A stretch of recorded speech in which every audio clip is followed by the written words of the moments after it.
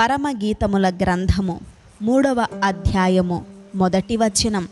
రాత్రివేళ పరుండియుండి నేను నా ప్రాణప్రియుని వెదకితిని, వెదకినను అతడు కనబడకయుండెను. 2వ వచనం. నేనిప్పుడే లేచెదను, పట్టణము వెంబడిపోయి వెదకుదును, సంత వీధులలోను రాజ్య వీధులలోను తిరుగుదును, నా ప్రాణప్రియుని వెదుకుదును అని నేననుకొంటిని. నేను వెదకినను అతడు కనబడలేదు. 3వ వచనం. పట్టణమునందు సంచరించు కావలివారు నాకెదురు పడగా, మీరు నా ప్రాణప్రియుని చూచితిరా అని నేనడిగి తిని. 4వ వచనం. నేను వారిని విడిచి కొంచెము దూరము పోగా నా ప్రాణప్రియుడు నాకెదురు పడెను. వదిలిపెట్టక నేనతన్ని పట్టుకొంటిని, నా తల్లి ఇంటికతన్ని తోడుకొని వచ్చి తిని, నన్ను కనిన దాని ఎరలోనికి తోడుకొని వచ్చి తిని. 5వ వచనం.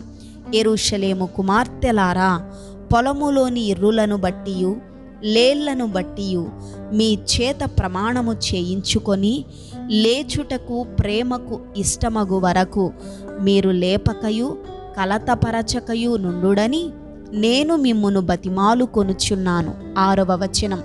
ధూమస్తంభముల వలె అరణ్య మార్గముగా వచ్చు ఇది ఏమి? గోపరసముతోనూ సాంబ్రాణితోనూ వర్తకులమ్ము వివిధమైన సుగంధ చూర్ణములతోనూ పరిమళించుచూ వచ్చు ఇది ఏమి? 7వ వచనం.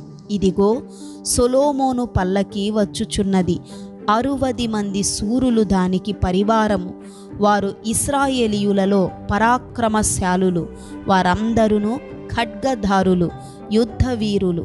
8వ వచనం. రాత్రి భయము చేత వారు ఖడ్గము ధరించి వచ్చుచున్నారు. 9వ వచనం. లెబానోను మ్రానుతో మంచమొకటి సొలొమోను రాజు తనకు చేయించుకొని ఉన్నాడు. 10వ వచనం.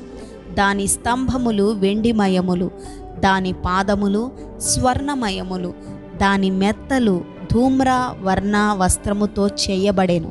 ప్రేమను సూచించు విచిత్రమైన కుట్టుపనితో యెరూషలేము కుమార్తెలు దాని లోపలి భాగమును అలంకరించిరి. 11వ వచనం. సియోను కుమార్తెలారా వేంచేయుడి, కిరీటము ధరించిన సొలొమోను రాజుని చూడుడి. వివాహ దినమున అతని తల్లి అతనికి పెట్టిన కిరీటము చూడుడి. ఆ దినము అతనికి బహు సంతోషకరము. ఆమేన్.